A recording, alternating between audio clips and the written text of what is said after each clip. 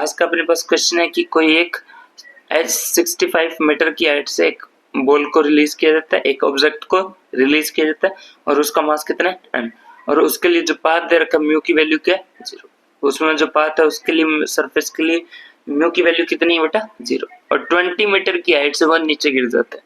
तो वो नीचे गिरने के बाद में जो उसने x डायरेक्शन में रेंज ट्रेवल की उस r की वैल्यू निकाली, उस डिस्टेंस की वैल्यू निकाली। और ये क्वेश्चन आपका किस में आया हुआ बेटा एम्स, किस में आया हो एम्स। तो देखो सबसे पहले अप्लाई करते हैं work energy theorem by work energy theorem, work energy theorem.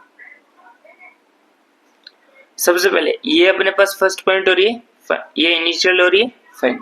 तो वर्क एनर्जी थ्योरम लगाते हो तो W is equal to delta K E, W is equal to delta K E. W क्या होता है work done by all forces. कौन कौन से फोर्स होंगे, दो ही फोर्स लग रहे हैं, म्यू की वैल्यू तो 0, फ्रिक्शन फोर्स तो है नहीं।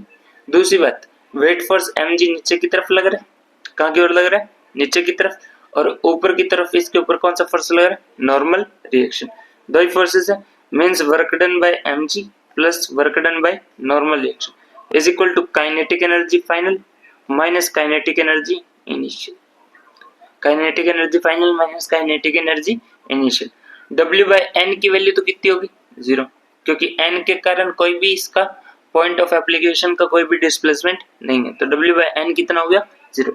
W बाय mg कितना होगा, कितना होगा वर्क डन के लिए फॉर्मूला क्या होता है force into displacement, force into displacement. Force कितना लग रहा है mg, वेट फोर्स mg के बराबर इनटू डिस्प्लेसमेंट नीचे की ओर होगा, और वो कितना हुआ अगर ये 65 और ये 20 तो टोटल यहाँ तक का कितना बचेगा, कितना डिस्प्लेस इस पॉइंट तक हुआ, कितना डिस्प्लेस हुआ बेटा नीचे की तरफ 65 माइनस 20 मींस 45 मीटर, कितना हुआ 45 मीटर। तो h की वैल्यू कितनी आ गई 45 is equal to kinetic energy final half mv square minus kinetic energy initial, initially इसको क्या किया गया बेटा रिलीज किया गया, क्या किया गया यहाँ से रिलीज किया गया। जैसे रिलीज करोगे तो इसके लिए वेलोसिटी 0 मींस इनिशियल काइनेटिक क्या है 0, इनिशियल काइनेटिक एनर्जी क्या है इसके लिए 0।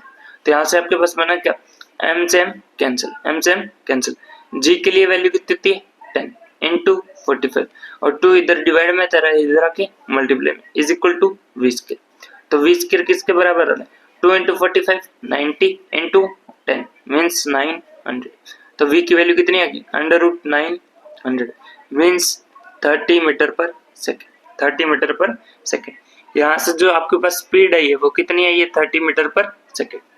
अब बात आई टाइम ऑफ फ्लाइट की, कितना टाइम नीचे आने के लिए लेगा।